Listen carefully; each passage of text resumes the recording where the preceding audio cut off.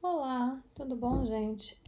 Hoje a gente vai continuar a aula que a gente começou na semana passada, então, falar sobre os protistas. Hoje a gente vai ver a diversidade de mais dois grupos e depois a gente vai falar um pouquinho sobre as interações ecológicas dentro de Eucária, tá?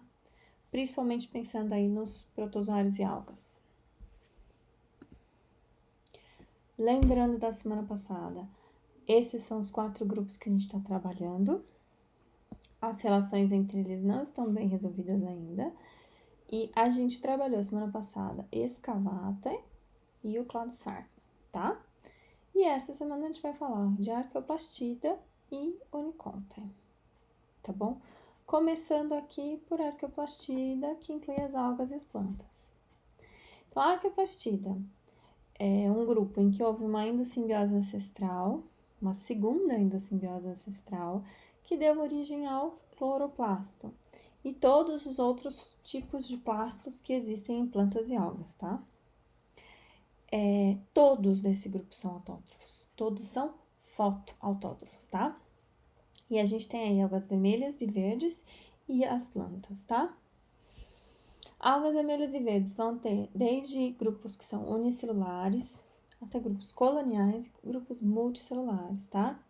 Com ciclos de vida bastante complexos. Já as plantas vão incluir apenas organismos multicelulares e elas vão ter todas um único tipo de ciclo de vida, que envolve duas gerações, né? Não sei se vocês lembram. Uma geração que é gametófito e uma geração que é esporófito.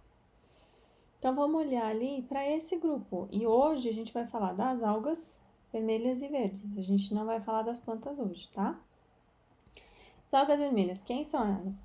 Algumas são bastante vermelhas, outras chegam a ser escuras, quase pretas, como é o caso do nori, aquela folhinha que enrola o sushi, sabe?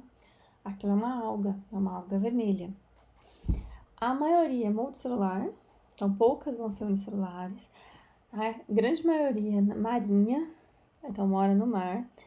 E elas vão ter talo, que é o corpo delas pouco organizado. Todas autótrofas e elas possuem esse pigmento diferente que chama ficoeritrina, que é o pigmento que dá essa cor vermelha para elas, tá?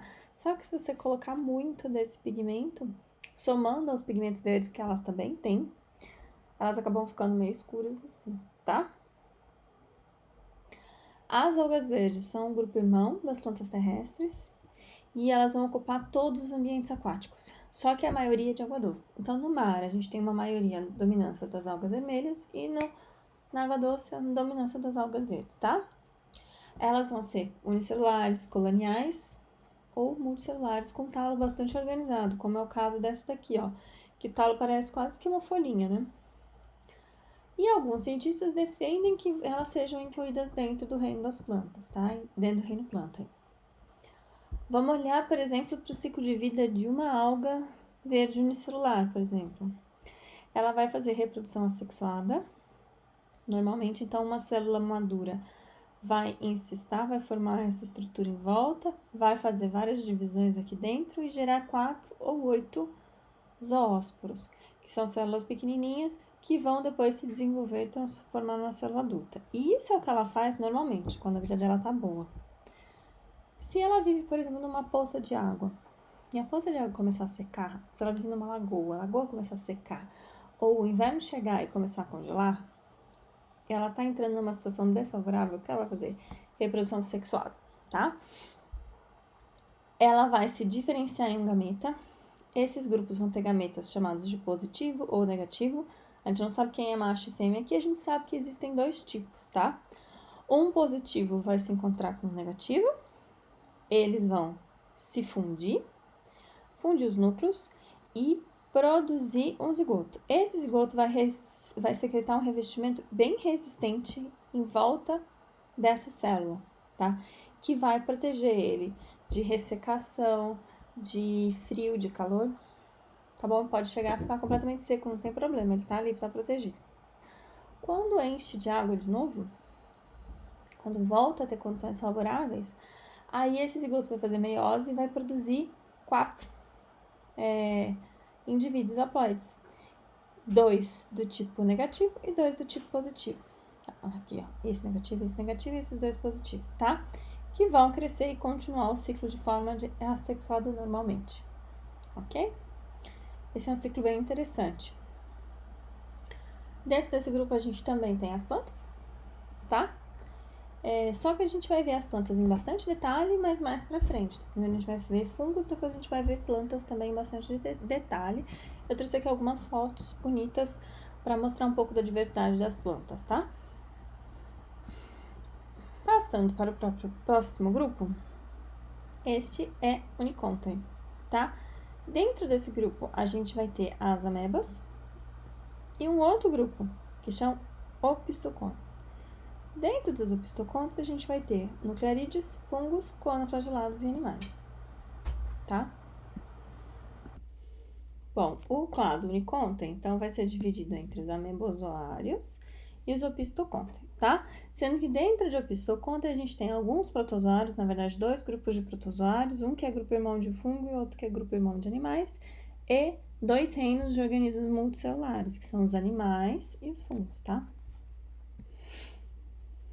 Atualmente, é proposto que esse grupo Uniconten tenha sido o primeiro grupo a divergir dentro daqueles 4 lá da árvore de Eucária. Isso porque esses grupos, eles têm 2 características importantes. Eles são grupos que só têm um flagelo, então quando tem flagelo, célula flagelada é sempre um, para animais, para fungos e para todo mundo que está dentro desse grupo.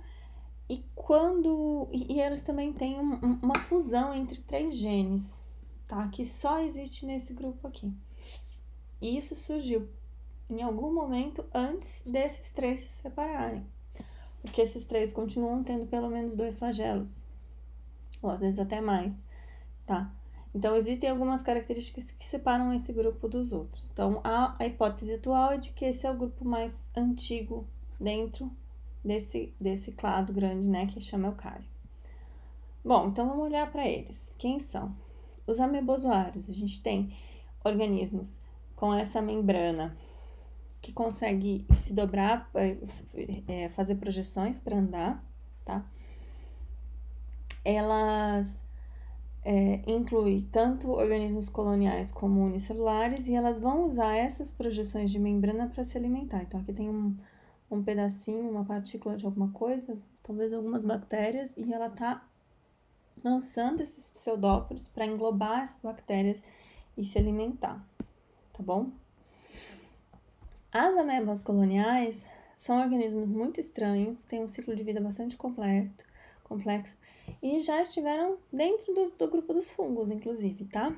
Então, a gente tem essas daqui, que são amebas que elas são uma célula só, então um citoplasma só cheio de núcleos. E quando elas estão prontas, quando acaba o alimento, então quando elas vão crescendo, conforme elas vão comendo alimento, elas são organismos que só ocorrem em ambientes muito úmidos, tá? Quando acaba o alimento, ela começa a formar essas estruturas que são esporos. Então, olhando aqui, ó, essa estrutura é chamada de plasmódio, então que é um estágio de alimentação, ele vai crescendo de citoplasma e só dividindo os núcleos, é um citoplasma só sem divisão. Quando ele está maduro, acaba o alimento e está pronto para frutificar, ele vai produzir essas estruturas aqui que lembram bastante fungos. E aqui dentro ocorre meiose e são produzidos esporos. Esses esporos, por sua vez, vão germinar, gerar células que podem ser ameboides ou flageladas, e essas células conseguem alternar facilmente de um estado para o outro. Aí eles vão somar 2, vão encontrar uma parceira, vão se fundir e gerar um organismo diploide de novo. E aqui o rosa é todo diploide, tá bom? E aí esse diploide vai começar a crescer sem dividir o citoplasma. Ele cresce o citoplasma e divide só o núcleo. Formar essas estruturas grandes que a gente observa aqui, tá? Para comparação, ó, esse aqui é um musgozinho do lado. Outro tipo de ameba social são as amebas sociais celulares. Essas sim têm divisões de citoplasma, tá? São organismos que vivem em forma de ameba, estágio, elas são solitárias. Quando elas estão solitárias, elas podem realizar reprodução sexuada Então, elas conseguem se juntar, fertilizar, formar um zigoto. Esse zigoto, ele tem uma parede mais protegida, né, mais resistente. Ele faz meiose lá dentro. Quando a parede se rompe, ele libera as amebinhas. Essas amebinhas, por sua vez, conseguem se alimentar e crescer e se reproduzir assexualmente. Como é que elas se reproduzem assexuadamente? Então, elas conseguem se reproduzir por divisão, mas elas também vão, em algum momento, quando acaba o alimento, ou as condições são inadequadas, né, tá secando, né, não tem mais umidade e tal, elas vão se juntar e elas conseguem formar um agregado, assim, como esse. Parece uma lesma. Esse aqui é um exemplo, tá? E elas conseguem migrar nessa forma, e quando elas chegam no local apropriado, elas formam uma estrutura que também parece um pouco um fungo, um pedúnculo aqui, e um esporângio aqui. E aqui dentro, algumas células vão se desenvolver em esporos, e esses esporos vão ser liberados no ar. Uma vez no ar, eles são protegidos de ressecação, porque eles são revestidos. E aí, quando eles chegarem novamente num lugar adequado, que tenha umidade que seja suficiente para eles viverem, eles conseguem emergir e viver sua vida solitária. Esse organismo é um excelente modelo para estudo de multicelularidade. Então, os cientistas estão usando esse tipo de organismo para tentar entender como é que a multicelularidade surge nos grupos em que ela surgiu, por exemplo, plantas, animais e fungos, a partir de células que eram independentes e responsáveis pela sua própria vida. Como é que essas células vão se agregar? O que é importante para esse processo de agregação? Como é que vai ser feita a divisão de trabalho? Porque, veja, só alguns indivíduos vão se reproduzir, os outros não vão, tá? Então, hoje um modelo utilizado para tentar entender isso. Outras amebas importantes são as amebas unicelulares, que não formam colônias, tá? São as gimnoamebas e as entaamebas. As gimnoamebas são todas de vida livre e vão se alimentar de bactérias, enquanto que as entaamebas são parasitas, tá? Aqui a gente tem gimnoamebas. A única espécie de entaameba que causa doença em humanos é a entamoeba histolítica, tá? Histolítica porque histo é tecido e lítica quer dizer quebra, ela é capaz de quebrar tecido. Ela tem 2 tipos de infecção em humanos. A mais comum é a infecção não invasiva, em que você acaba sendo contaminando, uma contaminação oral fecal, então você ingere água ou alimento contaminado com uma água que tenha esses cistos, tá? Esses cistos vão entrar, eles vão para o estômago e vão passar pelo estômago e pelo intestino. Quando eles chegarem no intestino, de cada cisto vai sair 8 trofozoítos, que são esses caras aqui. Eles vão se reproduzir assexuadamente no intestino grosso, vão formar cistos, e esse cisto maduro vai ser liberado nas fezes, tá? Ele vai se dividir e vai formar um cisto com 4 núcleos, que vai ser liberado nas fezes. E vai ser liberado na água e vai acabar sendo contaminando outra pessoa e por aí vai. Em apenas 10% dos casos, pode acontecer uma infecção mais grave, que é a infecção invasiva, tá? Na infecção invasiva, o que acontece? Os trofozoítos acabam invadindo a mucosa do intestino, então eles atravessam a parede do intestino e vão parar no sangue. E aí, através do sangue, eles podem chegar no fígado, nos pulmões ou no cérebro. E essas infecções são muito mais graves, tá? Tem sintomas muito mais graves e podem causar problemas. Qual que é o sintoma da infecção não invasiva? Diarreia. Diarreia, enjoo, pode causar vômito também, tá?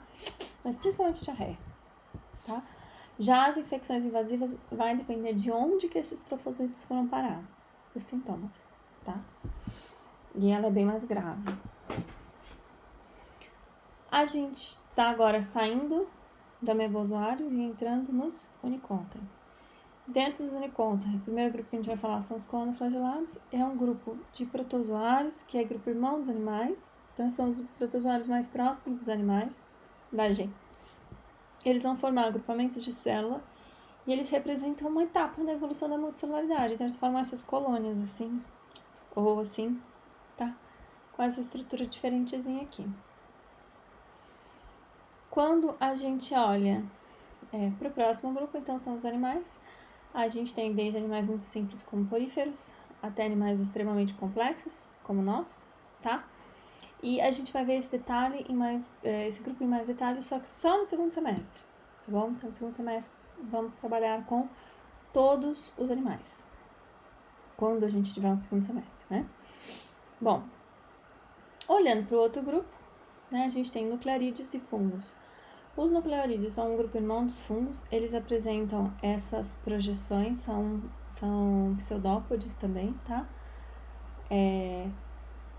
Como é animalia e fungo, eles possuem diferentes grupos irmãos, a multicelularidade então surgiu 2 vezes.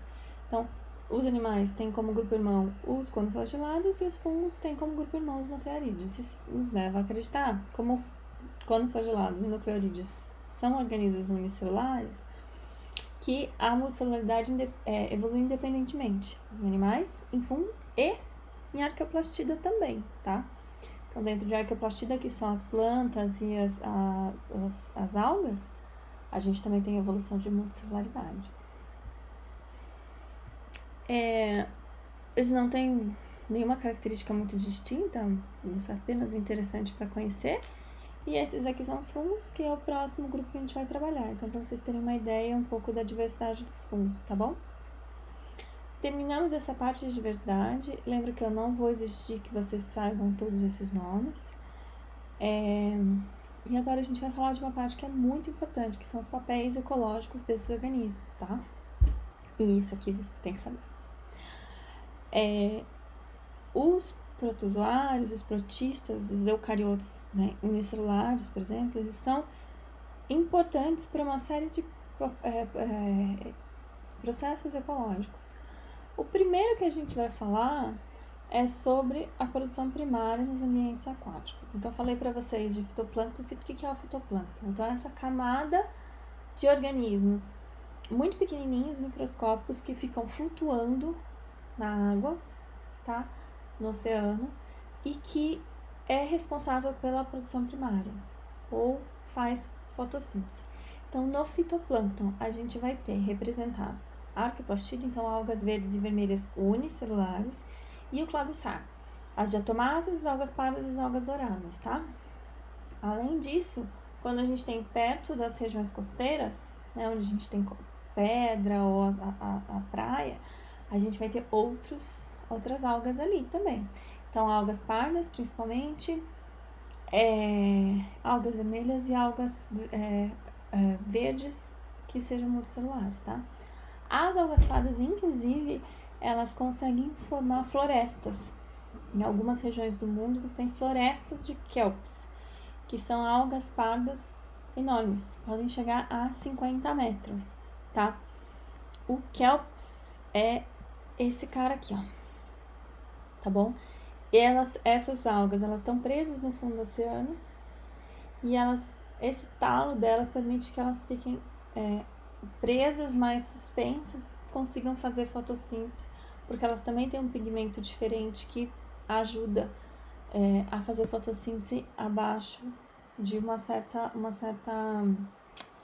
profundidade. Só que a gente tem que lembrar que a água do oceano, você tem uma zona que entra a luz e a zona que não entra mais. Então, todos esses produtores primários estão apenas na zona que entra a luz, tá? 30% de toda a fotossíntese do mundo vai ser realizada por protistas.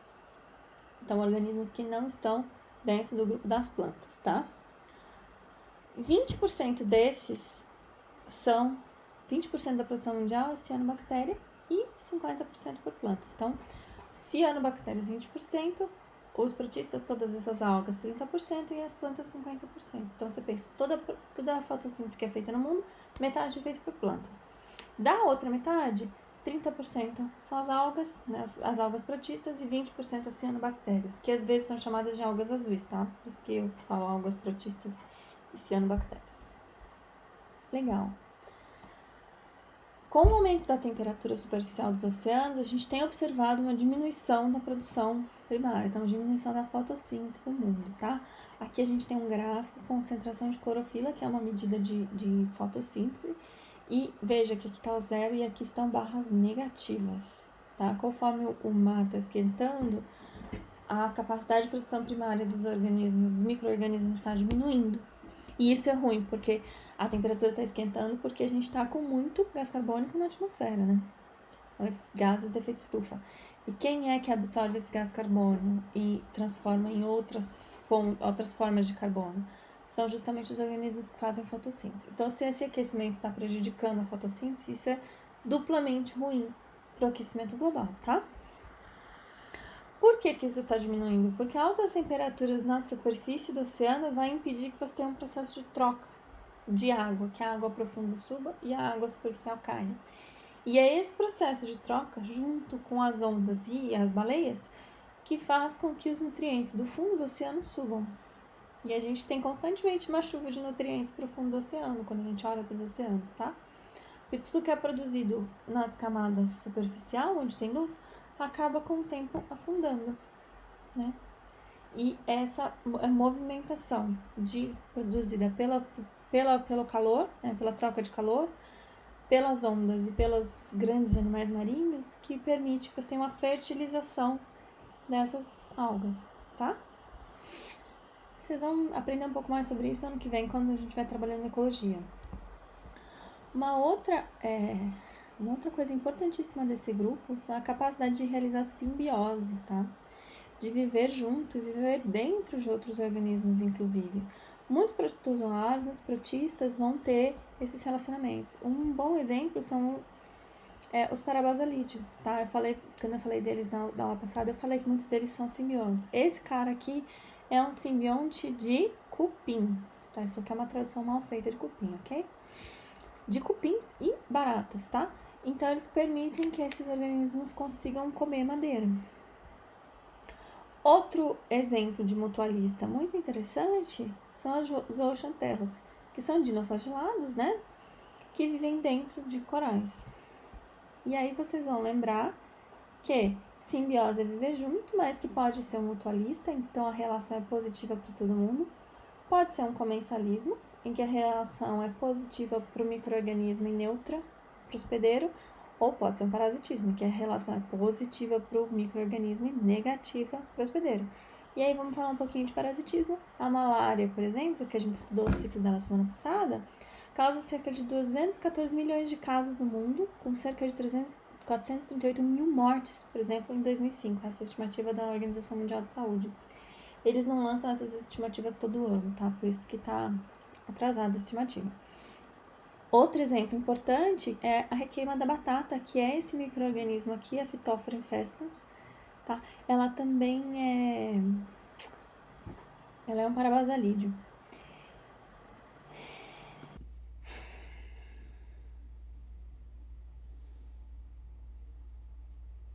A Phytophthora infestans, ela causa requeima da batata, tá? É esse organismo aqui. Esse organismo, por muito tempo, foi classificado dentro dos fungos, mas hoje ele está classificado dentro dos estraminófilos, lá junto com as algas pardas, as algas douradas que a gente viu. Tem outros grupos que a gente não viu, que são muitos grupos, tá?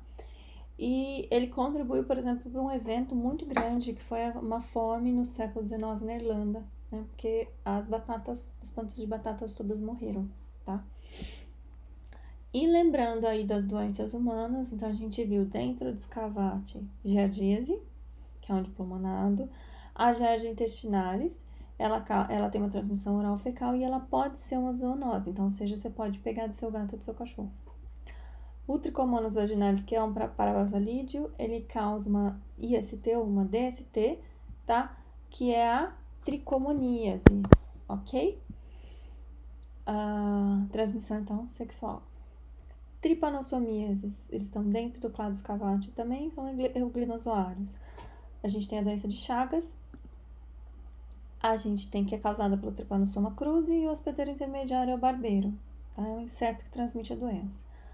A doença do sono africana, que é causada pelo Trypanosoma brucei, e o hospedeiro intermediário é a mosca de tsetse. E as leishmanioses, que são causadas por espécies de leishmania, e que o hospedeiro intermediário é o mosquito pálido. Além disso, dentro do cladossar, a gente viu a malária, que é causada pelo plasmódio, que é um apicomplexo, e que também tem um hospedeiro intermediário, que é o mosquito, o anófilis. A toxoplasmose, que é causada pelo Toxoplasma gondii.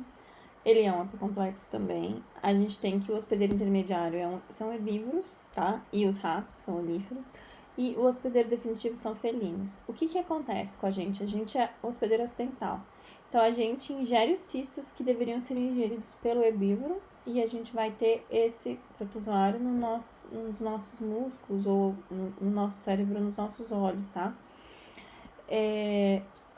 Qual seria o próximo passo? Então, esse herbívoro deveria ser comido por um felino para conseguir contaminar o felino, tá? Mas os felinos também podem acabar se contaminando pelo ambiente, onde tem restos dessas fezes aqui, tá? A infecção também é transmissível via placenta, então isso é preocupante em mulheres grávidas, que pode causar, inclusive, cegueira no feto, tá? E a amebíase que a gente viu hoje, que é um unicontem, é um amebozoário, a entamoeba histolítica, a transmissão é oral fecal, mas 10% das infecções são invasivas e, portanto, bastante graves, tá? Por hoje era só isso. No próximo vídeo a gente vai trabalhar, então, os fungos.